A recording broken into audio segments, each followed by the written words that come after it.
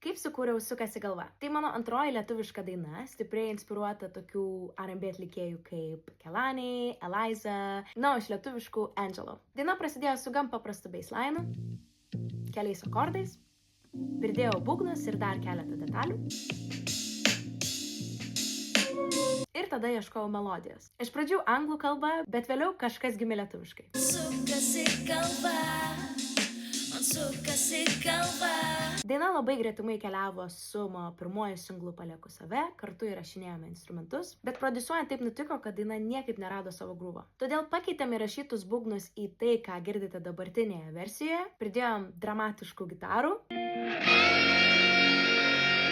Ir tada daina pagaliau atrado savo spalvą ir jausmą. Dainos klipui tiesiog mačiau akise rožinės spalvas. Ir norėjau parodyti, kaip iš mažų idėjų dainos gimsta mano mėgamajame. Viską nufilmavom erdviam mano gitaristo mėgamajame, sukūrė mergaitišką rožinę atmosferą, filmavom kaip groja gitara, bosinė gitara, įrašinėjau vokalus ir tiesiog įsijaučiau į tą kūrybinį procesą, su kuriuo ir norėjau jus supažindinti. Sukasi galva jau visose platformose, tikiuosi klausat, žiūrit muzikinį klipą ir laukia daugiau muzikos. Man sukasi galva.